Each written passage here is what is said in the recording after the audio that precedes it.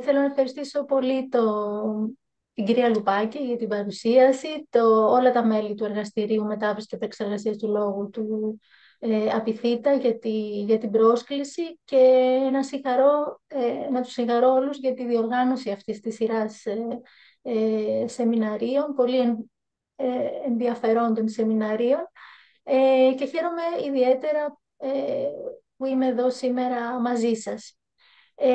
Θα μιλήσουμε για την τυποποίηση στην επαγγελματική μετάφραση και στον χώρο των γλωσσικών υπηρεσιών λίγο γενικότερα. Ε, το σημείο συνάντησης τομής μεταξύ τυποποίησης και μετάφρασης είναι ιδιαίτερα σημαντικό τόσο για τον τομέα της επαγγελματικής μετάφρασης, πιο συγκεκριμένα αφορά ζητήματα τεχνικής ορολογικής μεταφραστικών εργασιών, τον έλεγχο και την ποιότητα του μεταφράσματος, την ποιότητα των παρεχόμενων γλωσσικών υπηρεσιών και άλλων βεβαίων θεμάτων, όσο και για τον τομέα της εφαρμοσμένης μεταφρασεολογίας για μας που είμαστε και στον ακαδημαϊκό χώρο. Εκεί μας ενδιαφέρει η εκπαίδευση και η ανάπτυξη δεξιοτήτων των νέων μεταφραστών, τα μεταφραστικά βοηθήματα και οι γλωσσικοί πόροι έχουν όλοι στη διάθεσή τους και η κριτική αξιολόγηση μεταφρασμάτων μεταξύ Νομίζω να άλλων. πάμε από σένα.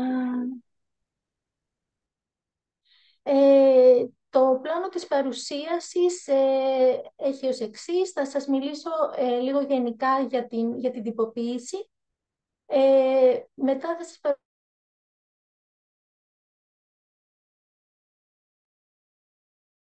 θα σας πω κάποια λόγια για την TC37, που είναι η Τεχνική Επιτροπή του ΙΖΟ που ασχολείται με θέματα γλώσσας και μετάφρασης. Θα σας παρουσιάσω την Εθνική Αντίστοιχη Κατοπτρική Επιτροπή, που είναι η ΤΕ21. Θα σας παρουσιάσω κάποια πρότυπα για τις γλωσσικές υπηρεσίες και κυρίως θα εστιάσω στα πρότυπα που έχουμε ήδη μεταφέρει στην ελληνική γλώσσα και είναι διαθέσιμα στα ελληνικά από τον ΕΛΟΤ, και θα προσπαθήσω να απαντήσω σε κάποιες συχνές ερωτήσεις που δημιουργούνται, όπως ξέρετε.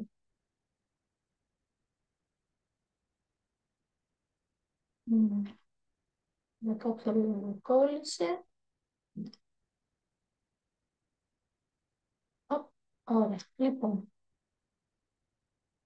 Η τυποποίηση, σας δίνω τους όρους στα αγγλικά και στα γαλλικά επίσης, είναι μια δραστηριότητα που δίνει λύσεις για επαναλαμβανόμενη εφαρμογή σε προβλήματα επιστημονικά, τεχνολογικά ή οικονομικά και αποσκοπεί στο καλύτερο δυνατό αποτέλεσμα για κάθε συγκεκριμένη περίπτωση. Άρα αφορά πιο συγκεκριμένα τη σύνταξη, την έκδοση και την εθνική μεταφορά προτύπων και άλλων τυποποιητικών εγγράφων.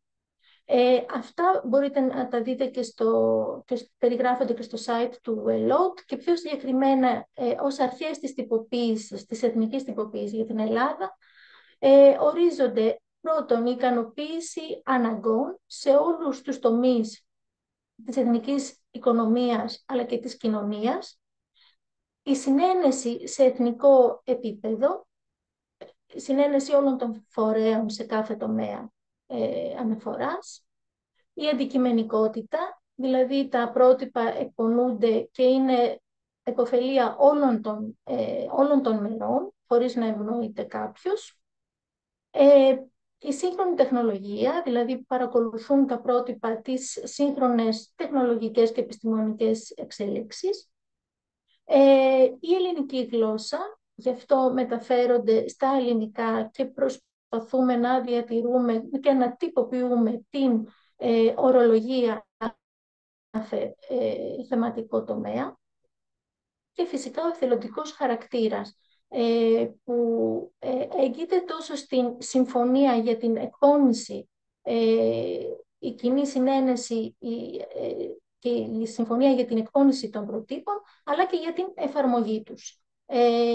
Τα πρότυπα δεν έχουν υποχρεωτικό χαρακτήρα, αλλά αν δεν εφαρμόζονται, δεν έχουν και νόημα ύπαρξης.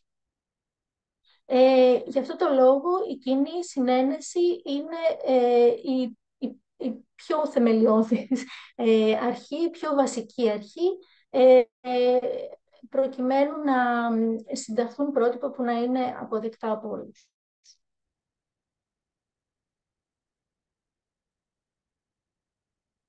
Η τυποποίηση είναι μια κατεξοχήν δημοκρατική τεχνική δραστηριότητα που προϋποθέτει μια τριπλή ισότητα.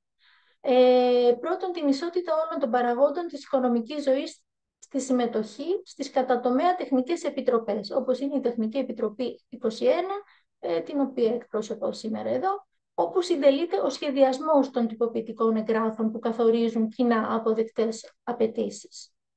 Δεύτερον, η ισότητα όλων των ενδιαφερομένων φυσικών και νομικών προσώπων στο πλαίσιο της δημόσιας διαβούλευσης για την κρίση και τον σχολιασμό των σχεδίων των τυποποιητικών εγγράφων και επομένως τη βελτίωσή τους πριν από την οριστικοποίησή τους. Όπως θα σας δείξω στη συνέχεια, υπάρχουν στάδια μέχρι να ολοκληρωθεί ένα πρότυπο και να κυκλοφορήσει ως διεθνές πρότυπο. Οπότε σε κάθε φάση, σε κάθε στάδιο, υπάρχει ένα χρονικό περιθώριο δημόσιας διαβούλευσης και όλοι έτσι, οι αρμόδιοι, οι τεχνικές επιτροπές από όλες τις χώρες που συμμετέχουν μπορούν να στείλουν σχόλια και να συμβάλλουν ενεργά στη βελτίωση των προτύπων πριν εκδοθούν. Και τέλος, η ισότητα όλων των δραστηριοποιούμενων στο σχετικό τομέα, φορέων ή ατόμων, ως προς την εφαρμογή των τυποποιητικών εγγράφων και τη δέσμευση έναντι των υποχρεώσεων που απορρέουν από αυτά. Όπως είπα και προηγουμένως, τα πρότυπα δεν είναι υποχρεωτικά, είναι εθελοντική η εφαρμογή τους, αλλά είναι καλό προς όφελος όλων να τηρούμε τους ίδιους κανόνες και τα ίδια πρότυπα. Το τυποποιητικό έγγραφο είναι ένα έγγραφο που παρέχει κανόνες, κατευθυντήριες οδηγίες και χαρακτηριστικά για δραστηριότητες ή για τα αποτελέσματά τους και αποσκοπεί στην επίτευξη του βέλτιστου βαθμού τάξης σε ένα συγκεκριμένο πλαίσιο εφαρμογής. Υπάρχουν διαφόρων ειδών τυποποιητικά έγγραφα, όπως είναι τα πρότυπα, οι τεχνικές προδιαγραφές, οι κώδικες πρακτικής, οι τεχνικές εκθέσεις, οι κανονισμοί, οι κατευθυντήριες οδηγίες. Το κάθε ένα έχει διαφορετικό χαρακτήρα, διαφορετικό σκοπό και πολύ συνοπτικά να πούμε ότι τα πρότυπα καθιερώνονται με συνένεση, εγκρίνονται από έναν αναγνωρισμένο φορέα, που θα δούμε στη συνέχεια ποιοι είναι οι φορείς, παρέχει για κοινή και επαναλαμβανόμενη χρήση κανόνες και οδηγίες για δραστηριότητες και αποτελέσματα και είναι προαιρετικής εφαρμογής, όπως είπα, εκτός αν νομοθετικές διατάξεις το καθιστούν υποχρεωτικής εφαρμογής. Οι τεχνικές προδιαγραφές καθορίζουν τεχνικές απαιτήσεις που πρέπει να ικανοποιεί ένα προϊόν ή μια υπηρεσία. Οι κώδικες πρακτικής περιλαμβάνουν πρακτικές ή διαδικασίες για τον σχεδιασμό, την κατασκευή, την εγκατάσταση, συντήρηση, χρήση εξοπλισμού, κατασκευών ή προϊόντων. Η τεχνική έκθεση περιέχει δεδομένα διαφορετικού τύπου από τα πρότυπα και έχει περισσότερο πληροφοριακό και περιγραφικό χαρακτήρα. Και οι κανονισμοί περιέχουν υποχρεωτικούς νομοθετικούς κανόνες που υιοθετούνται από μια αρχή. Όπως βλέπετε, υπάρχουν διάφορες διαβαθμίσεις υποχρεωτικότητας και ρυθμιστικότητας επίσης. Θα δούμε κάποια παραδείγματα με τα πρότυπα που θα σας παρουσιάσω στη συνέχεια. Τα δεδομένα αυτά, οι ορισμοί αυτοί, προέρχονται από το πρότυπο του ΕΛΟΤ, το ευρωπαϊκό πρότυπο που έρχεται στην ελληνική γλώσσα, 45020, όπως βλέπετε. Οι φορείς τυποποίησης, οι φορείς που εκδίδουν λοιπόν πρότυπα, λειτουργούν είτε σε διεθνές επίπεδο, είτε σε ευρωπαϊκό, είτε σε εθνικό. Διεθνείς οργανισμοί τυποποίησης είναι ο ISO, ο Διεθνής Οργανισμός Τυποποίησης, για όλους τους τομείς, εκτός από τον ηλεκτροτεχνικό τομέα, ο οποίος εμπίπτει στην δικαιοδοσία της Διεθνούς Ηλεκτροτεχνικής Επιτροπής. Ευρωπαϊκοί οργανισμοί τυποποίησης είναι ο ΣΕΝ, το ΣΕΝΕΛΕΚ, το ΕΤΣΙ, και όσον αφορά στο εθνικό επίπεδο, στην Ελλάδα έχουμε τον ΕΛΟ, τον Ελληνικό Οργανισμό Τυποποίησης, στη Γαλλία τον ΑΦΝΟΡ, στην Αγγλία, στη Μεγάλη Βρετανία το BSI, British Standards Institute, το DIN στη Γερμανία, το ANSA στην Αμερική. Οπότε βλέπετε ότι και σε εθνικό επίπεδο κάθε χώρα έχει το δικό της φορέα, το δικό της οργανισμό. Ο Διεθνής Οργανισμός Τυποποίησης, ISO, παραπέμπει στη λέξη, στην ελληνική λέξη ίσως, ακριβώς για να φαίνεται η ισότητα, όπως προανέφερα, αυτή η τριπλή ισότητα απέναντι στην τυποποίηση. Τρεις είναι επίσημες γλώσσες του ISO, αγγλική, γαλλική και ρωσική. Τα περισσότερα πρότυπα είναι διαθέσιμα στα αγγλικά και στα γαλλικά και σε μεγάλο βαθμό και στα ρωσικά.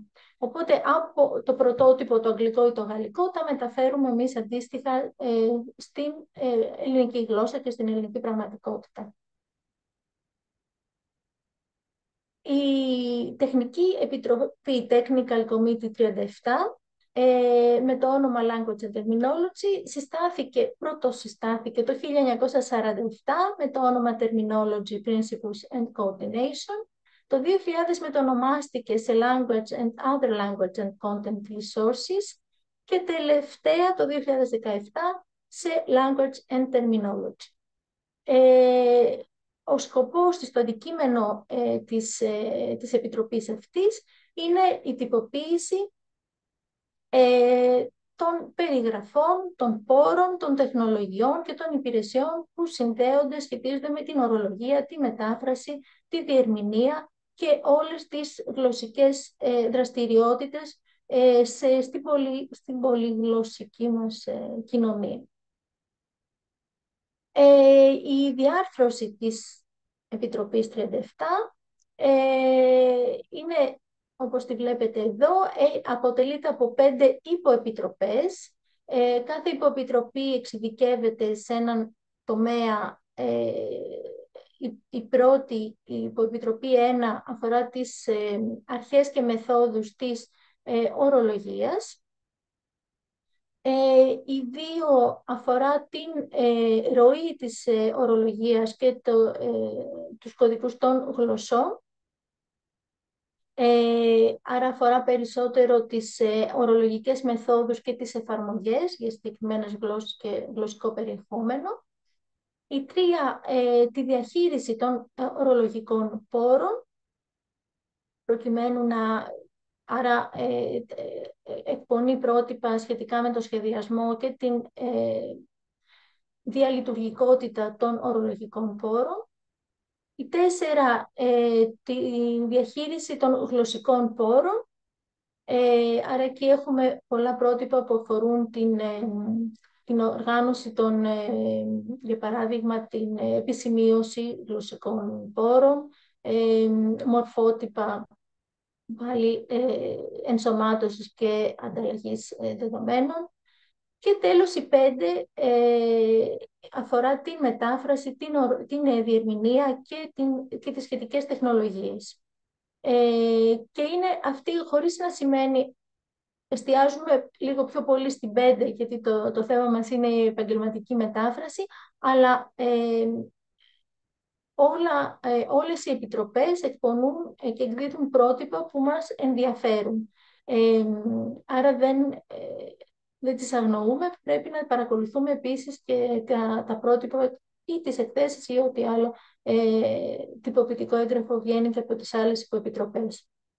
Εκτός από τις υποεπιτροπές που έχουν μια σταθερή λειτουργία και επικαιροποιούν τα πρότυπα, τα ελέγχουν και τα εμπλουτίζουν, υπάρχουν και κάποιες ομάδες εργασίας πιο στοχευμένες, με ένα πιο ειδικό αντικείμενο. Αυτή τη στιγμή λειτουργούν 3 ομάδες εργασίας υπό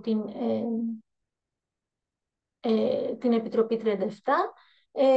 Η ομάδα εργασίας 10 αφορά την τεχνική επικοινωνία, η 11 την απλή γλώσσα και η 12 την συγγραφή με στόχο την μετάφραση. Τέλος υπάρχει μια ομάδα συντονισμού της ορολογίας στο εσωτερικό της E37, της Επιτροπής 37.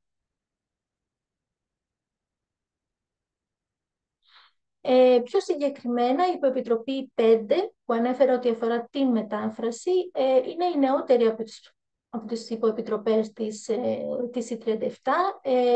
Συστάθηκε το 2012 και ομολογουμένως είναι ραγδαία η ανάπτυξή της και είναι ιδιαίτερα παραγωγική και δραστήρια.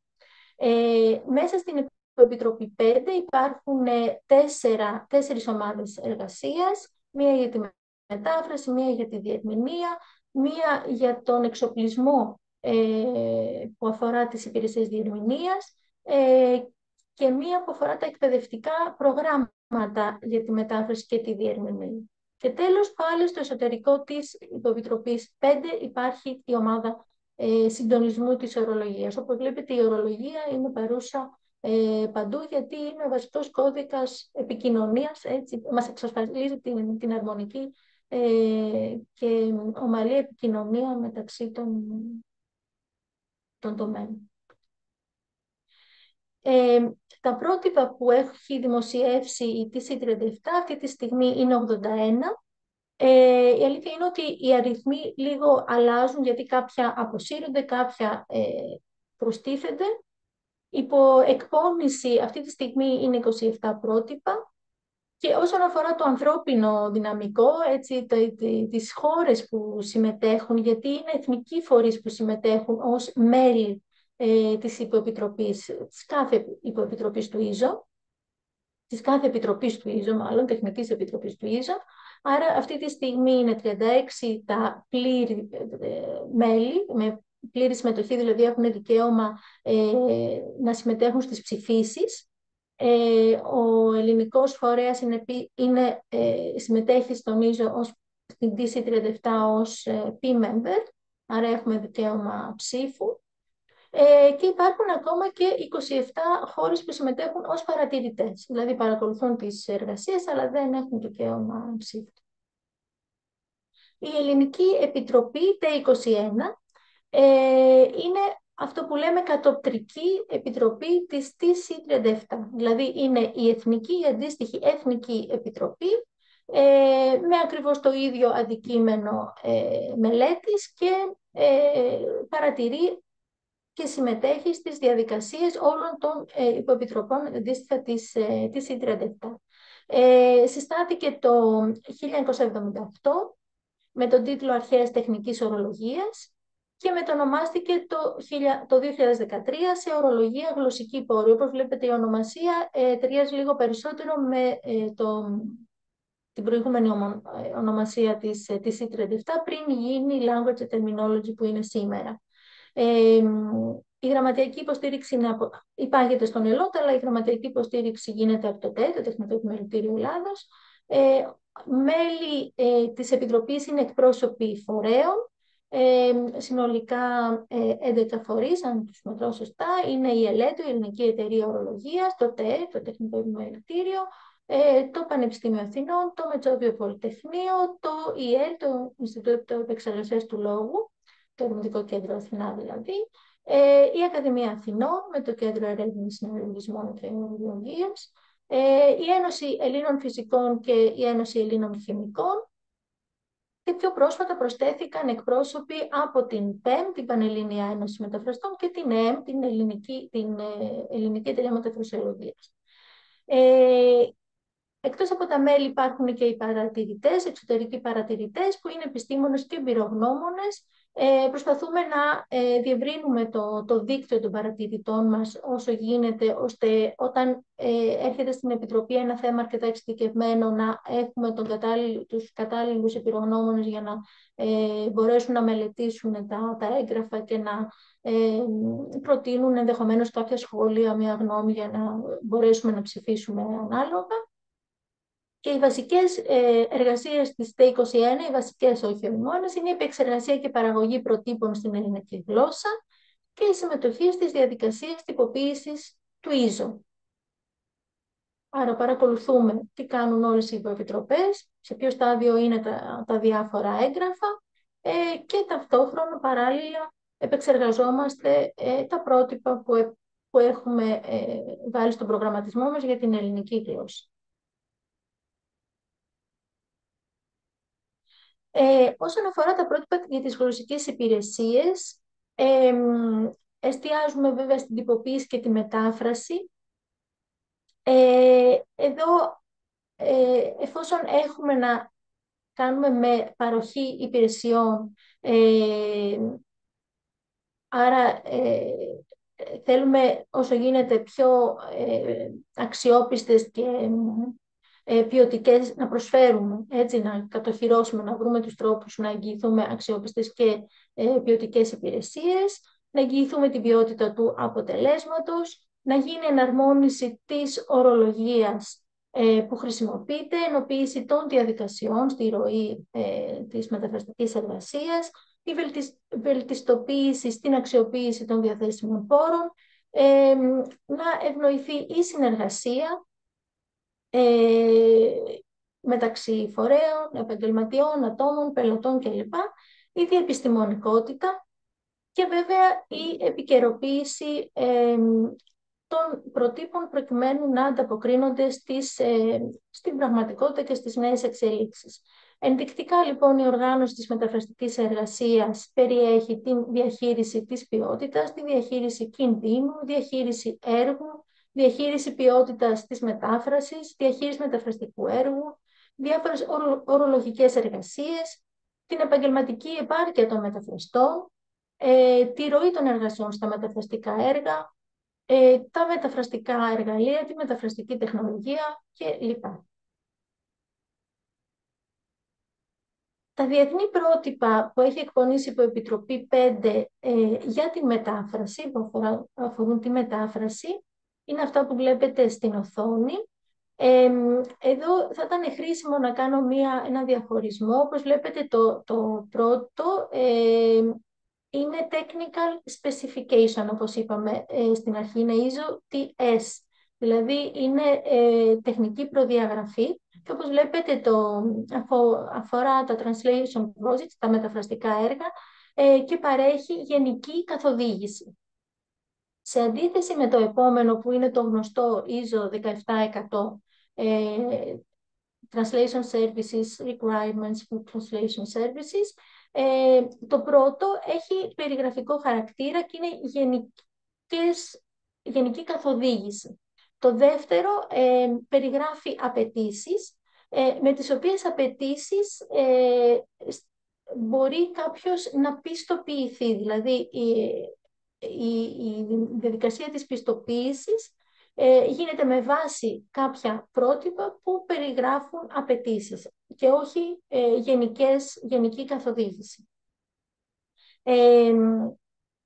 Βλέπετε ότι υπάρχουν εκτός από τις απαιτήσεις για τις υπηρεσίες μετάφρασης, υπάρχει για παράδειγμα το 2539 που αφορά το λεξιλόγιο της μετάφρασης και δηλαδή όλες τις υποεπιτροπής, Translation, Interpreting and Related Technology Vocabulary. Άρα εκεί δίνονται οι όροι και οι ορισμοί, οι έννοιες και οι ορισμοί των εννοιών και οι όροι που τους κατασημαίνουν. Επίσης γνωστό και χρήσιμο πρότυπο είναι το 2771 για την νομική μετάφραση και το τελευταίο πρότυπο 21720 αφορά τα μορφότυπα για την τοπικοποίηση, την επιφόρεια προσαρμογή. Αντίστοιχα για τον τομέα της διερμηνίας βλέπετε ότι υπάρχουν αρκετά πρότυπα που περιγράφουν έτσι, άλλα είναι γενικές κατευθυντήριες οδηγίες, άλλα συγκεκριμένες απαιτήσεις και για τις υπηρεσίες αλλά και για τον εξοπλισμό, έτσι, τις καμπίνες διερμηνίας, για την διερμηνία συνεδρίων, τις πλατφόρμες που χρησιμοποιούν για τη σύγχρονη διερμηνία, τη νομική διερμηνία κλπ. Παράλληλα είναι υπό επεξεργασία και αυτά τα πρότυπα.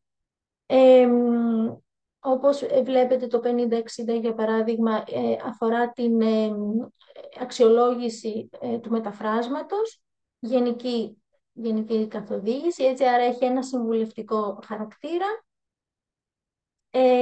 απαιτήσεις για την εκπαίδευση των διερμηνέων, ε, για το περιβάλλον εργασίας των διερμηνέων. Βλέπετε ότι το κομμάτι της διερμηνίας έχει πολλές πτυχές που απασχολούν τον ίσο και απαιτούν ρύθμιση και κοινή συνένεση για να υιοθετηθούν οι καλές πρακτικές. Τώρα, όσον αφορά τα εθνικά πρότυπα του ΕΛΟΤ στον τομέα των γλωσσικών υπηρεσιών, εκπονούνται όλα, όπως είπαμε, από την ΤΕ21. Τα περισσότερα αφορούν μεταφορά στην ελληνική γλώσσα των προτύπων του ΙΖΟ. Αυτά που βλέπετε στην οθόνη είναι τα πρότυπα που είναι αυτή τη στιγμή διαθέσιμα. Εκτός από το τρίτο από το τέλος που είναι το 1455 σχηματισμός ελληνικών αρκτικών λέξεων και ακρονίμων, το οποίο εκπονήθηκε εξ αρχής για την ελληνική γλώσσα στην ελληνική γλώσσα, όλα τα άλλα αποτελούν μεταφορές και προσαρμογές όπου χρειάζεται, γιατί μιλάμε για γλώσσα, άρα υπάρχουν θέματα που πρέπει να ανταποκρίνονται στην ελληνική γλώσσα και στην ελληνική πραγματικότητα. Άρα αποτελούν μεταφορές των διεθνών προτύπων. Έτσι, για να έχετε μια συνολική εικόνα για το τι είναι διαθέσιμο στα ελληνικά αυτή τη στιγμή. Εδώ είναι ένας παλιότερος κατάλογος που ουσιαστικά δείχνει και αυτά που έχουν αποσυρθεί. Είναι η αντιστοίχηση των ελληνικών προτύπων με τα διεθνή πρότυπα, έτσι, γιατί αλλάζει η αρρύθμιση, ώστε να μπορεί κάποιος να καταλάβει σε ποιο διεθνές πρότυπο αντιστοιχεί το ελληνικό πρότυπο, και κάποια στο μεταξύ έχουν αποσυρθεί.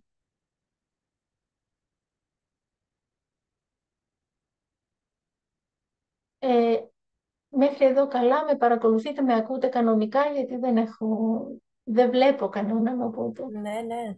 Εντάξει, συνεχίζω.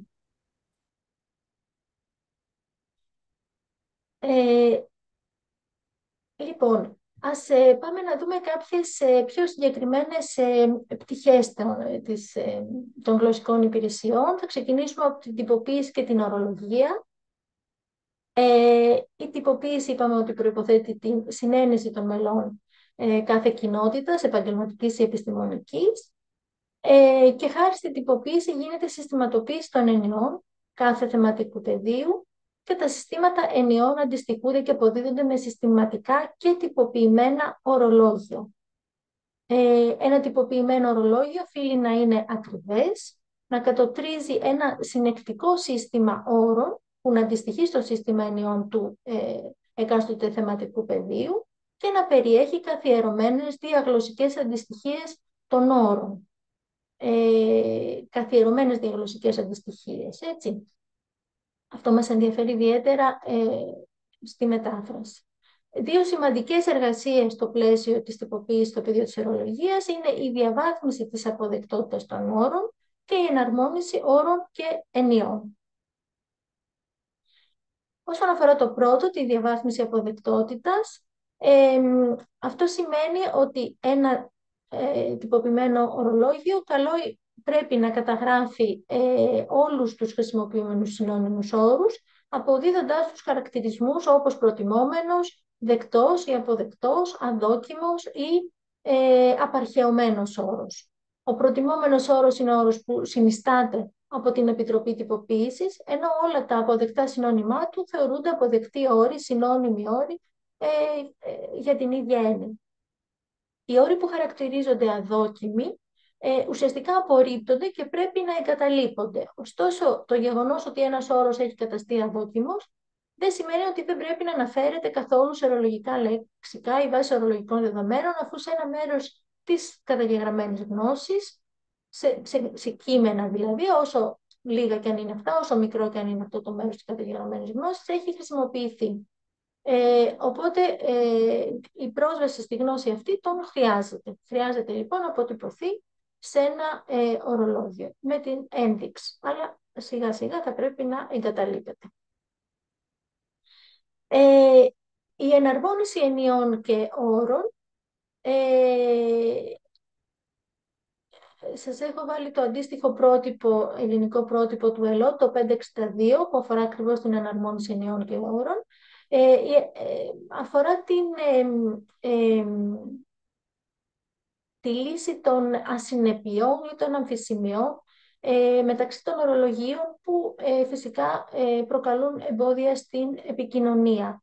Γιατί πολλές φορές μέσα σε μια συγκεκριμένη γλώσσα, σε μια συγκεκριμένη κοινότητα, υπάρχουν πολλαπλοί όροι, υπάρχουν διαφορές μεταξύ των ενιών ή φαινομενικές ομοιότητες σε επίπεδο κατασήμανσης, σε επίπεδο όρου, ή ακόμα και φαινόμενα επικάλυψης.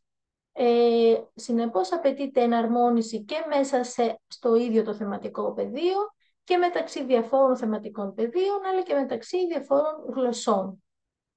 Η εναρμόνιση αρχίζει από το επίπεδο της έννοιας και συνεχίζεται στο επίπεδο του όρου. Άρα πρώτα πρέπει να συμφωνήσουμε όλοι πώς ορίζουμε την έννοια και μετά να συμφωνήσουμε ποιοι και πόσοι όροι αποδίδουν αυτή την έννοια και σε μία γλώσσα αλλά και σε περισσότερες. Η διεργασία αυτή αποτελεί αναπόσπαστο τμήμα της τυποποίησης και ενδιαφέρει πολύ τους μεταφραστές στην μεταφραστική πρακτική. Εδώ είναι ένα παράδειγμα από την ΙΑΤΕ, την οποία οι περισσότεροι θα γνωρίζετε, υποθέτω. Βλέπετε λοιπόν για το Sustainable Growth στα αγγλικά. Βλέπετε εδώ την ένδειξη preferred για τη βιώσιμη ανάπτυξη, ενώ αν θυμάστε παλιότερα ο όρος που χρησιμοποιούνταν ήταν αειφόρος ανάπτυξη, αλλά σιγά σιγά εγκαταλείπεται και προκρίνεται ο όρος βιώσιμη ανάπτυξη. Αυτός ο τρόπος με τις ενδείξεις δίπλα στους όρους είναι ένας τρόπος αναπαράστασης της αποδεκτότητας των όρων, αλλά και πάλι βλέπετε ότι υπάρχουν, η ΆΤΕ είναι ένα καλό παράδειγμα για να δούμε ότι υπάρχουν διάφορες πηγές από τις οποίες εμπλουτίζεται η συγκεκριμένη βάση και πολλές φορές χρειάζονται και να εναρμονιστούν τα δελτία, γιατί πολλές φορές υπάρχουν περισσότερα δελτία για τις ίδιες έννοιες, από διαφορετικές πηγές, από διαφορετική προέλευση, οπότε όλη αυτή η δουλειά εκαθάρισης και εναρμόνισης τη βλέπουμε σταδιακά μέσα στην ΕΑΤΕ, καθώς επικαιροποιούν τα δελτία και απαλήφθουν τα διπλά της διπλογραφές σιγά σιγά. Επίσης, και ο βαθμός αξιοπιστίας που δίνει η ΆΤΕ είναι ένας τρόπος να εκφραστεί στο χρήστη αν το δελτίο έχει ελεγχθεί, αν έχει τυποποιηθεί, αν έχει περάσει από τη διαδικασία της αξιολόγησης. Η τυποποίηση και η ορογραφία. Η ορογραφία είναι πιο συγκεκριμένα η εργασία με την οποία εκπονούμε ορολογικά προϊόντα, με τον οποίο κωδικοποιούμε τα ορολογικά δεδομένα και δημιουργούμε ορολογικά προϊόντα, για παράδειγμα βάσεις ορολογικών δεδομένων, γλωσσάρια κλπ. Ο σχεδιασμός μιας συλλογής ορολογικών λυμάτων, ανεξάρτητα από την έκτασή της, θα πρέπει να βασίζεται σε 3 γενικές αρχές και θα περιλαμβάνει την αρχή της ενιοστρέφειας, δηλαδή ξεκινάμε από την έννοια, αυτό που λέγαμε πριν, πρώτα εναρμονίζουμε τις έννοιες και μετά προχωράμε στους όρους, άρα η έννοια είναι η βασική μονάδα ενός ορολογικού λύματος. Η αρχή της αυτονομίας του όρου, όλοι οι όροι που κατασημαίνουν μια έννοια παριστάνονται ως ισοδύναμοι και καθένας από αυτούς περιγράφεται χωριστά. Είδαμε ότι ο κάθε ορισμός έχει την ένδειξή του, τα στοιχεία που αφορούν συγκεκριμένα τον όρο. Θα δούμε και παράδειγμα στην επόμενη διαφάνεια. Και την αρχή της επαναληψιμότητας, μια δεδομένη κατηγορία δεδομένων, μπορεί να χρησιμοποιείται περισσότερες από μία φορά σε ένα ορολογικό λύμα. Για παράδειγμα, ένα ορολογικό λύμα μπορεί να περιλαμβάνει περισσότερους από έναν όρο στην ίδια γλώσσα, αλλά και σε περισσότερες από μία γλώσσες, ή για μία γλώσσα μπορεί να περιλαμβάνει περισσότερους από έναν συνώνυμους όρους στην ίδια γλώσσα. Για να το δούμε λίγο και οπτικά, εδώ βλέπετε τη δομή ενός ορολογικού λύματος. Με το μοβ πλαίσιο είναι οι πληροφορίες που αφορούν το συγκεκριμένο λύμα, δηλαδή εφόσον το λύμα μας είναι η έννοια, αφορούν την έννοια. Έτσι, έχει ένα αναγνωριστικό, έχει το θεματικό πεδίο, έχει πληροφορίες διαχειριστικές, για παράδειγμα ποιος συνέταξε το δελτίο, από ποια πηγή, ποια χρονική στιγμή, άλλες πληροφορίες κλπ. Με το πορτοκαλί πλαίσιο υπάρχουν και βλέπετε ότι η ενότητα πληροφοριών του λύματος, της έννοιας, δίνεται μία φορά, άρα δεν υπάρχει επαναληψιμότητα. Κάθε ορολογικό λύμα έχει μόνο μία ενότητα πληροφοριών που αφορούν την έννοια. Τώρα, όσον αφορά τις πληροφορίες της γλώσσας, αυτό είναι ένα πεδίο που επαναλαμβάνεται για κάθε γλώσσα χωριστά. Άρα δίνουμε τον κωδικό της γλώσσας, αν δηλαδή θα περιγράψουμε τους όρους στην αγγλική γλώσσα, την γαλλική στην ελληνική, όπως είδαμε πριν και στην ΙΑΤΕ, είχαμε αγγλικά και ελληνικά.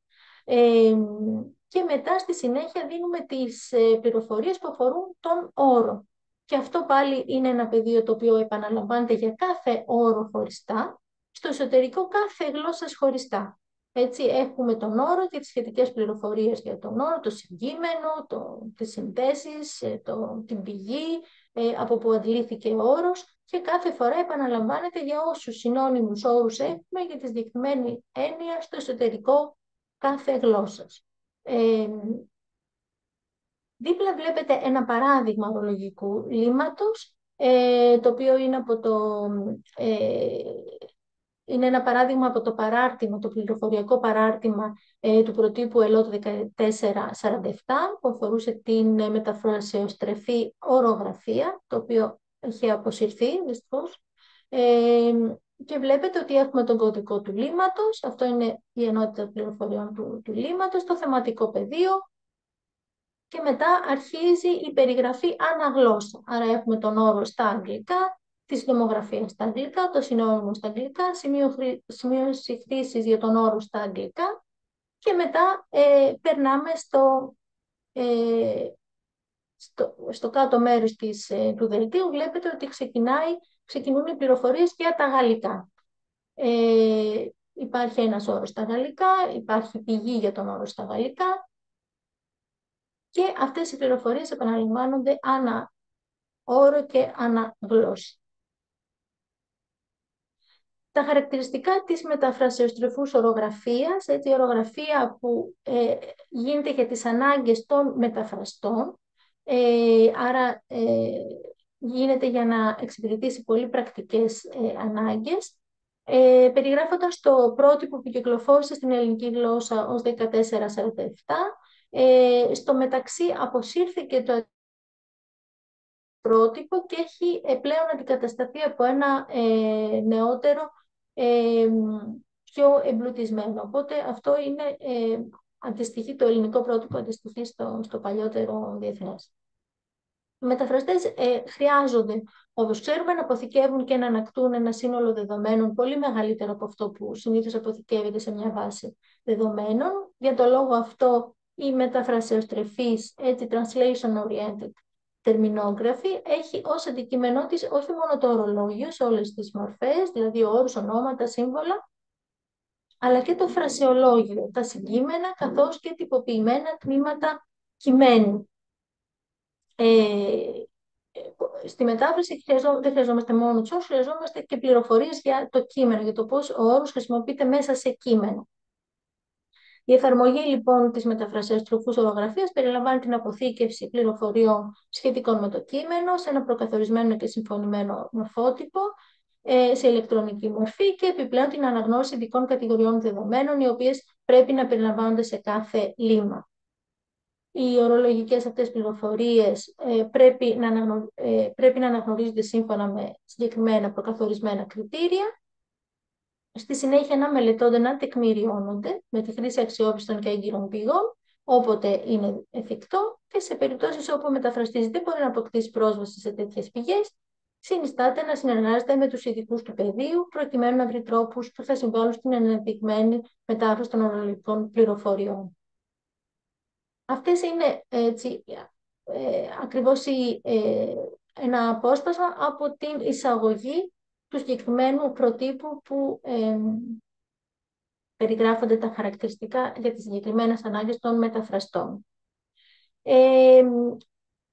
Εκτός από την τυποποίηση που αφορά την ορολογία, έχουμε τυποποίηση και στη γενική γλώσσα.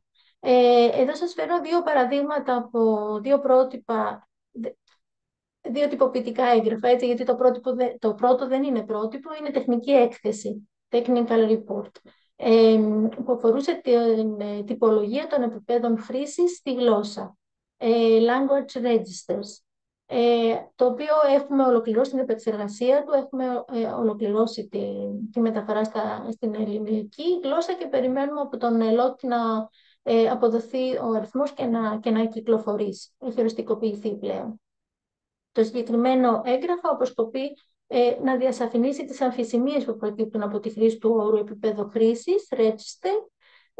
Εδώ έγινε μεγάλη συζήτηση στο εσωτερικό της Επιτροπής, αλλά και με τη συμβολή των εμπειρογνωμών, των παρατηρητών, για να δούμε πώς θα αποδώσουμε τελικά στα ελληνικά το language register. Συχνά αποδίδεται ως επίπεδο ύφους, αλλά θεωρήσαμε ότι σύμφωνα με τη νεότερη βιβλιογραφία στη γλωσσολογία και τις νεότερες έρευνες, είναι πιο δόκιμο, είναι πιο κατάλληλος ο όρος επίπεδο χρήσης, γιατί το επίπεδο ύφους παραπέμπει και σε πιο προσωπικές υποκειμενικές επιλογές του χρήστη. Ενώ το επίπεδο χρήσης ορίζεται ουσιαστικά από τις περιστάσεις επικοινωνίας, άρα από εξωτερικούς παράγοντες. Στόχος του συγκεκριμένου, λοιπόν, της συγκεκριμένης έκθεσης, του συγκεκριμένου τυποποιητικού εγγράφου, είναι να συμβάλλει στην ανάπτυξη νέων μέσων για τη διαχείριση των γλωσσικών ποικιλιών, όχι γεωγραφικών ποικιλιών, αλλά ποικιλιών που ορίζονται με βάση τα επαγγελματικές και κοινωνικές παραμέτρους. Μια τυπολογία των επιπέδων χρήσης θα συντελέσει στη βελτίωση της επικοινωνίας στον επιχειρηματικό και εμπορικό χώρο. Και επίσης δεν υπάρχει ακόμη κοινή συμφωνία ως προς τους όρους και τις έννοιες για κάθε επίπεδο χρήσης, ούτε τρόπος απεικόνησης της μεταξύ τους σχέσης.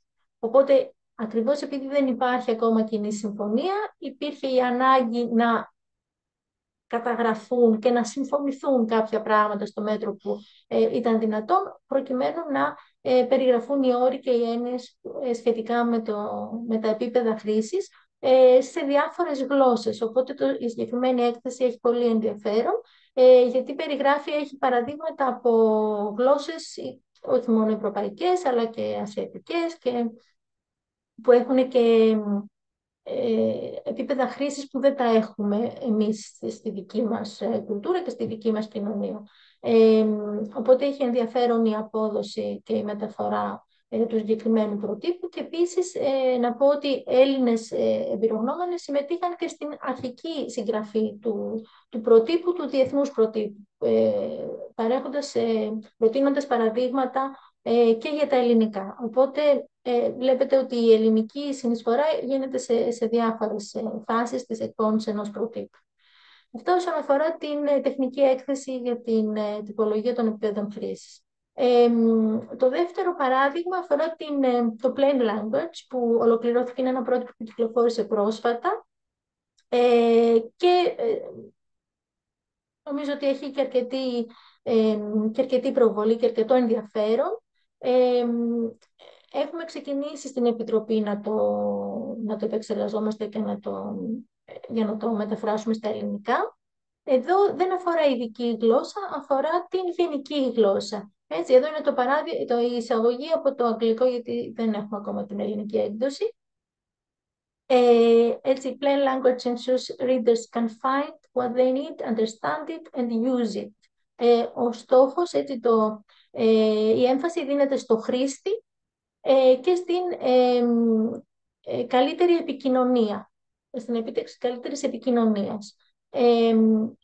Η plain language, η απλή γλώσσα, is not to be confused with easy language. Με την απλοποιημένη, την εύκολη γλώσσα, την απλοποιημένη που γίνεται για λόγους, για τις ανάγκες ειδικών κοινών ή ανθρώπων που έχουν προβλήματα στην κατανόηση γραπτού κειμένου.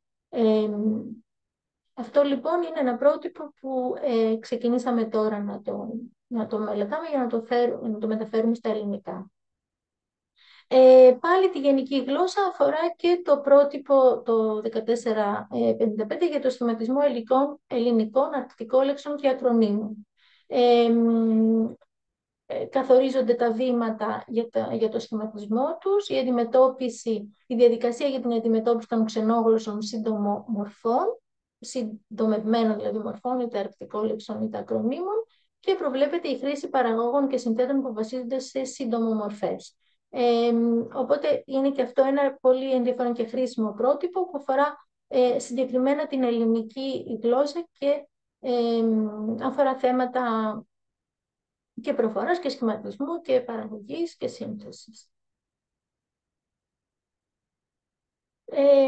Όσον αφορά τις υπηρεσίες μετάφρασης και διερμηνίας, πάλι θα πω για αυτά που εξετάζουμε στην Επιτροπή. Το ένα, το πρότυπο το 17% που είναι το πιο γνωστό για τις υπηρεσίες μετάφρασης, κυκλοφορεί ήδη στην ελληνική γλώσσα από το 2016 και ουσιαστικά περιλαμβάνει διατάξεις, προδιαγράφει τις απαιτήσεις για όλες τις πτυχές της μεταφραστικής διαδικασίας, και περιλαμβάνει διατάξεις για τους παρόχους υπηρεσιών μετάφρασης σχετικά με τη διαχείριση των βασικών διεργασιών, τις ελάχιστες απαιτήσεις αξιολόγησης, τη διαθεσιμότητα και τη διαχείριση των πόρων και άλλες ενέργειες που είναι απαραίτητες για την παροχή ποιοτικών υπηρεσιών μετάφρασης.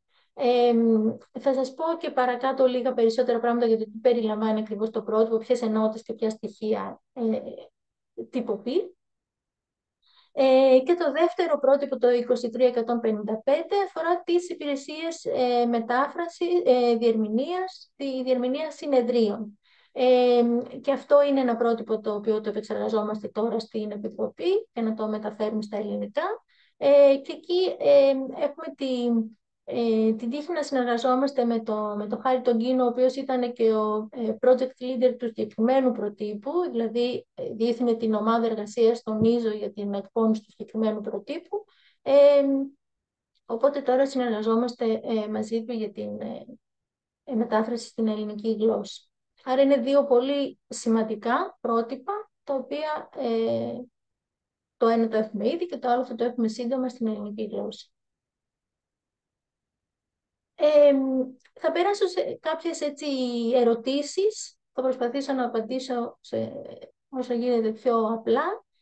Τι περιέχουν τα πρότυπα, από ποιον και πώς συντάσσονται, ποιος έχει πρόσβαση στα πρότυπα και πώς, αν τα πρότυπα ακολουθούν τις νέες εξελίξεις και πώς, αν η εφαρμογή των προτύπων είναι υποχρεωτική, τι σημαίνει συμμόρφωση με τα πρότυπα, τι σημαίνει πιστοποίηση, ποια το ωφέλη και πώς μπορούν να συνεισφέρουν στην τυποποίηση των γλωσσικών υπηρεσιών.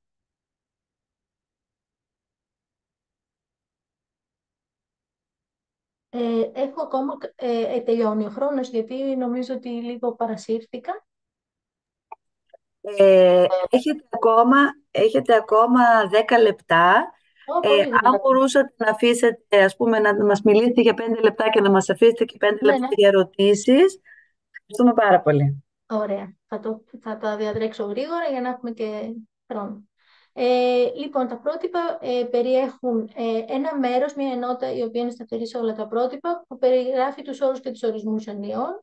Μετά έχει τα τυποποιητικά μέρη, κάποια πληροφοριακά μέρη σε παράρτημα, οπωσδήποτε τις βιβλιογραφικές αναφορές και ένα ευρετήριο όρων. Αυτό το ευρετήριο όρων στην ελληνική έκδοση φροντίζουμε πάντα να είναι δίγλωσσα ή δυνατόν και τρίγλωσσο, προκειμένου να εμπλουτίζεται η βάση των όρων της ΤΕ21. Από ποιον και πώς συντάσσονται τα πρότυπα? Συντάσσονται από τους οργανισμούς, από τις τεχνικές επιτροπές του κάθε θεματικού τομέα και ακολουθούν κάποια συγκεκριμένα στάδια τυποποιητικής εργασίας, που είπαμε ότι στο τέλος κάθε σταδίου υπάρχει χρόνος τουλάχιστον 2 μηνών για δημόσια διαβούλευση. Οπότε εκεί γίνεται συζήτηση, στέλνονται σχόλια, γίνονται προτάσεις για την πορεία που θα ακολουθηθεί. Έτσι θα το περάσω γρήγορα και αν υπάρχουν ερωτήσεις θα επανέλθω για το τι περιλαμβάνει το 17%. Εδώ είναι τα γλωσσάρια που σας είπα ότι προσπαθούμε να εκπονούμε σε δίγλωσσα και τρίγλωσσα για τα ελληνικά πρότυπα. Ποιος και με ποιον τρόπο έχει πρόσβαση στα πρότυπα. Τα πρότυπα πολλούνται από τους οργανισμούς και από τον ΙΖΟ και από τον ΕΛΟΤ στην Ελλάδα. Σε αυτό που έχει κάποιος πρόσβαση άμεση είναι αυτή η πλατφόρμα, η online browsing platform του ΙΖΟ, στο οποίο μπορεί να βρει τα μη τυποποιητικά κομμάτια των προτύπων, δηλαδή να βρει το κομμάτι των ορισμών και των όρων, να βρει την περιγραφή του προτύπου για να ξέρει το περιεχόμενό του. Και εμείς από την ελληνική πλευρά, στην ιστοσελίδα της ΛΕΤΟ, αναρτούμε τα γλωσσάρια και μεμονωμένα τα γλωσσάρια των προτύπων που εκπονούμε στην ελληνική γλώσσα. Και προσεχώς έχουμε αναγγείλει μια συνεργασία με την ΠΕΜ για να δίνουμε σε κάθε ενδιαφερόμενο μια σύντομη σύνοψη των προτύπων που μπορεί να τον ενδιαφέρει. Εδώ είναι το παράδειγμα του εργαλείου που σας είπα. Θα το έχετε στις διαφάνειες να το δείτε με την ησυχία σας. Τα πρότυπα ακολουθούν τις νέες εξελίξεις. Βεβαίως, με βάση τις νέες ανάγκες δημιουργούνται νέα πρότυπα, αναθεωρούνται συστηματικά και επικαιροποιούνται τα ήδη υπάρχοντα και πολλά, αν θεωρούμε ότι είναι παροχημένα, αποσύρονται και αντικαθίστανται. Ήδη είχαμε κάποια παραδείγματα και στα πρότυπα που επεξεργαστήκαμε στην Επιτροπή και το πια δεν είναι διαθέσιμα. Τα πρότυπα είναι υποχρεωτικά. Το είπαμε και στην αρχή ότι τα πρότυπα δεν είναι υποχρεωτικά εκτός αν υπάρχουν νομοθετικές διατάξεις που ορίζουν την υποχρεωτικότητά τους. Η χρήση τους όμως αποδεικνύει ότι τα παρεχόμενα προϊόντα και υπηρεσίες χαρακτηρίζονται από ένα ορισμένο επίπεδο ποιότητας, ασφάλειας και αξιοπιστίας. Γι' αυτό είναι ένα συν για τους επαγγελματίες, για τους παρόχους των γλωσσικών υπηρεσιών, να πιστοποιούνται με βάση συγκεκριμένα πρότυπα, δηλαδή να ακολουθούν μια διαδικασία πιστοποίησης. Η διαδικασία πιστοποίησης γίνεται από άλλους φορείς, εκτός ΙΖΟ, από ιδιωτικούς άλλους φορείς, και γίνονται με βάση συγκεκριμένα πρότυπα. Το πιο κοινό πρότυπο για τις υπηρεσίες μετάφρασης είναι το 17%. Άρα, πολλές φορές τους παρόχους βλέπουμε ότι αν έχουν πιστοποιηθεί, πότε κλπ. Ποια τα ωφέλη από την εφαρμογή των προτύπων? Ότι καθιερώνουμε μέσω της εφαρμογής αυτής, καθιερώνονται καλές πρακτικές. Παγιώνονται και καθιερώνονται και με καλές πρακτικές που έχουν ήδη υιοθετηθεί. Δημιουργείται καλύτερη επικοινωνία, άρα μιλάμε όλοι με ίσους όρους.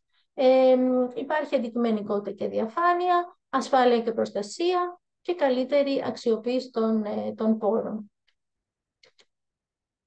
Ποιοι και πώς μπορούν να συνεισφέρουν? Είπαμε ότι υπάρχει αυτή η δομή, άρα μέσω των εθνικών επιτροπών στις διαδικασίες του ΙΖΟ συμμετέχουν ουσιαστικά οι εθνικές επιτροπές. Αλλά δεδομένου ότι έχουμε δίκτυο παρατηρητών και πυρογνωμόνων, όλοι όσοι ενδιαφέρονται μπορούν να έρθουν σε επαφή μαζί μας και για να τους ενημερώσουμε και για να συνεισφέρουν αν θέλουν και αν έχουν αυτή τη διάθεση. Παράλληλα, θέλουμε να ενημερώνουμε και να δημιουργούμε, να προτείνουμε σεμινάρια, ημερίδες εκπαίδευσης, ώστε οι ενδιαφερόμενοι και οι φοιτητές και οι επιστήμονες και οι επαγγελματίες να ενημερώνονται για τα πρότυπα, τι περιέχουν τα πρότυπα, γιατί όλα αυτά συντελούν στην καλύτερη επικοινωνία μεταξύ μας και στις καλύτερες υπηρεσίες που προσφέρουν. Περισσότερα μπορείτε να δείτε στην ιστοσελίδα του Translating Europe Workshop που διοργανώσαμε τον περασμένο Ιούνιο με θέμα τυποποίηση και γλωσσικές υπηρεσίες. Εκεί είχαμε μια πολύ ενδιαφέρουσα συζήτηση για την πιστοποίηση με βάση τα πρότυπα, με συμμετέχοντες από όλους τους χώρους των γλωσσικών υπηρεσιών και διερμηνείς και μεταφραστές και οπτικοακουστική μετάφραση. Και τώρα πιο πρόσφατα, μετά το Translating Europe Forum, κυκλοφόρησε το βίντεο στο YouTube με ένα πάνελ ειδικών ακριβώς για την ποιότητα των γλωσσικών υπηρεσιών. Εδώ είναι η βιβλιογραφία. Σας ευχαριστώ πολύ για την προσοχή σας. Εδώ έχετε και την προσωπική μου ηλεκτρονική διεύθυνση και τη διεύθυνση επικοινωνίας της Επιτροπής και τη σελίδα μας στο Facebook. Σας ευχαριστώ πολύ. Εμείς ευχαριστούμε την κυρία Πανταζάρα για αυτή την εξαιρετικά ενδιαφέρουσα και περιεκτική παρουσίαση. Ομολογώ ότι είχα σημειώσει διάφορες ερωτήσεις για σας, κυρία Πανταζάρα, αλλά κάνατε τη στροφή εκεί που μας είπατε απαντήσεις στις ερωτήσεις και τις απαντήσατε όλες μόνοι σας. Πραγματικά ήταν πολύ, πολύ περιεκτική. Να δούμε λίγο αν έχουμε στο chat κάποια ερώτηση. Πολλές ευχαριστίες υπάρχουν. Κάποιος μας ζητάει να αναφερθείτε, αν μπορείτε, στα βασικά σημεία του προτύπου 17%. Δεν ξέρω αν θα είχαμε το χρόνο για κάτι τέτοιο, μας το ζητάει μία από τις συμμετέχουσες. Θα υπάρχουν στις διαφάνειες, αν δεν έχουμε το χρόνο τώρα, επειδή είχα 2 διαφάνειες σχετικά με αυτό το θέμα, θα υπάρχουν στις διαφάνειες που θα ανέβουν. Αλλά αν θέλετε να κάνω πάλι διαμοιρασμό, δεν ξέρω. Ό,τι μου πείτε. Έχουμε λίγο χρόνο, νομίζω. Μπορούμε να το μοιραστούμε.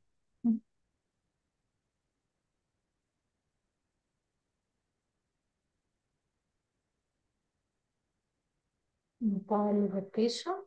Όπως. Κάτω στην οθόνη. Ναι. Ναι, εκεί. Ωραία.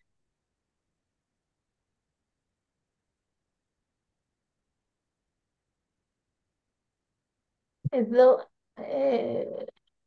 οι βασικές ενότητες που περιλαμβάνουν το 17% είναι πέρα από την ενότητα για τους όρους και ορισμούς.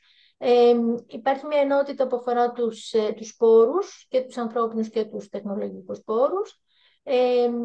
Τις προπαρασκευαστικές εργασίες, δηλαδή από το αίτημα του πελάτη, τη μελέτη εφικτότητας, την προσφορά, τη συμφωνία κλπ. Και μετά την παραγωγή, δηλαδή τη διαχείριση του έργου. Παροχής μεταφραστικών υπηρεσιών, τη μεταφραστική διαδικασία, μετάφραση, έλεγχο, αναθεώρηση, διόρθωση, επαλήθευση κλπ. Μέχρι την παράδοση, ανατροφοδότηση από τον πελάτη και διοικητική περαίωση του έργου. Αυτές είναι οι βασικές ενότητες που περιγράφονται δηλαδή πέρα από τους όρους και ορισμούς, όλα τα άλλα μέρη είναι τυποποιητικά. Οι όροι και ορισμοί ενιών περιλαμβάνουν έννοιες σχετικές με τη μετάφραση και τις υπηρεσίες μετάφρασης, έννοιες σχετικές με τη ροή εργασιών της μετάφρασης και τη μεταφραστική τεχνολογία, έννοιες σχετικές με τη γλώσσα και το περιεχόμενο, σχετικές με τα πρόσωπα που συμμετέχουν στις υπηρεσίες και σχετικές με τον έλεγχο της διαδικασίας της παροχής υπηρεσιών μετάφρασης. Έτσι είναι ομαδοποιημένα ορισμοί. Και το κομμάτι που αφορά την επαγγελματική επάρκεια του μεταφραστή θεωρώ ότι είναι πολύ ενδιαφέρον και για εκπαιδευτικούς σκοπούς. Να ξέρουμε ότι περιγράφονται οι επάρκειες, οι δεξιότητες του μεταφραστή, μεταφραστική επάρκεια, γλωσσική και κειμενική επάρκεια και στη γλώσσα πηγή και στη γλώσσα στόχο, επάρκεια στην έρευνα, συλλογή και επεξεργασία πληροφοριών, πολιτιστική επάρκεια, τεχνική επάρκεια, τεχνολογική και θεματική επάρκεια, δηλαδή στο συγκεκριμένο θεματικό πεδίο. Αυτές οι δεξιότητες είναι λίγο πολύ και αυτά που περιγράφονται στο EMT, στο πλαίσιο του προσόντων του EMT. Τα προσόντα του μεταφραστή που περιγράφονται είναι ότι πρέπει να είναι κάτοχος πτυχίου ΑΕ στη μετάφραση. Αν δεν έχει πτυχίο στη μετάφραση, τότε να έχει πτυχίο σε οποιοδήποτε άλλο τομέα συν 2 χρόνια επαγγελματικής εμπειρίας πλήρους απασχόλησης στη μετάφραση. Και αν δεν έχει ούτε πτυχίο σε άλλον τομέα, τότε τουλάχιστον 5 έτη επαγγελματικής εμπειρίας πλήρους απασχόλησης στη μετάφραση. Άρα αυτά προδιαγράφονται από το πρότυπο. Και μετά στα παραρτήματα δίνεται η ροή των εργασιών της μετάφρασης, οι συμφωνίες και προδιαγραφές του έργου, παρασκευαστικές εργασίες, θέματα που αφορούν τη μεταφραστική τεχνολογία και ένας ενδεικτικός κατάλογος συμπληρωματικών υπηρεσιών προστιθέμενης αξίας, για παράδειγμα μεταγραφή, voice-over, localization κλπ. Έτσι, αυτά τα επιπλέον, πέρα από την καθεαυτού μετάφραση. Την κλασική μετάφραση, μάλλον. Αυτά είχα προβλέψει, δεν ξέρω αν απάντησα κάπως. Ε, Είμαι σίγουρη ότι έχετε απαντήσει. Το βλέπουμε και στα σχόλια στο chat, όπου ε, είναι κατά βάση ευχαριστίες και μας λένε ότι καλύψατε το θέμα. Εγώ έχω μια πολύ μικρή ερώτηση, αν μου επιτρέπετε, γιατί τελικά έχω μείνει λίγο με την απορία. Εσείς αυτό που κάνετε στην ΤΕ21 είναι τελικά η μετάφραση ή η ορολογική τυποποίηση, γιατί αυτό δεν το είχα καταλάβει. Ουσιαστικά επεξεργαζόμαστε τα πρότυπα και ασχολούμαστε με την ορολογία που περιέχουν τα πρότυπα, δηλαδή με αυτό το κομμάτι των ενιών, των ορισμών και των όρων που περιέχει το κάθε πρότυπο. Αλλά όχι τη μετάφραση αυτή καθ' αυτή. Αυτή την αναλαμβάνει κάποιος άλλος. Όχι, και τη μετάφραση. Ουσιαστικά κάνουμε τη μετάφραση όλου του προτύπου, όλου του εγγράφου και το κομμάτι της ορολογίας σε αυτό το κομμάτι, ειδικά στην ενότητα όροι και έννοιες. Ουσιαστικά και τα γλωσσάρια που σας είπα πριν και τα οποία είναι ελεύθερα διαθέσιμα στον ιστότοπο της ΕΛΕΔ. Ωραία. Να δούμε λίγο κάποιες ακόμα, να δω λίγο μια στιγμή. Κάποιος μας ρωτάει για τα επόμενα σεμινάρια, αυτό είναι λίγο πρακτικό ζήτημα. Δεν ξέρω αν έχουμε... Εμείς είμαστε ανοιχτοί και θέλουμε συνεργασίες, οπότε όποιος ενδιαφέρεται, όποιος θέλει να μάθει περισσότερα, μπορεί να επικοινωνήσει μαζί μου, μαζί μας. Οι συνεδριάσεις της Επιτροπής είναι ανοιχτές, οπότε αν υπάρχει κάποιο θέμα που επεξεργαζόμαστε σε κάποια περίοδο και μπορεί κάποιος να ενδιαφέρεται και να θέλει να παρακολουθήσει τις συνεδριάσεις, πολύ ευχαρίστως. Είναι σημαντικό αυτό, γιατί φαντάζομαι ότι και για κάποιο νέο επαγγελματία θα είχε ενδιαφέρον να παρακολουθήσει πώς λειτουργεί μια τέτοια επιτροπή. Και σίγουρα του δίνει μια σπουδαία εμπειρία. Ναι. Αυτό είναι σημαντικό να το πούμε για τους συμμετέχοντες. Πολύ ωραία. Αν δεν υπάρχει κάτι άλλο, να ευχαριστήσουμε και πάλι την κυρία Πανταζάρα για αυτή την τόσο ενδιαφέρουσα παρουσίασή της. Σας ευχαριστούμε όλες εκ μέρους του εργαστηρίου. Σας ευχαριστούμε όλες και όλους για την συμμετοχή σας σήμερα. Ευχαριστούμε πάρα πολύ, κυρία Πανταζάρα.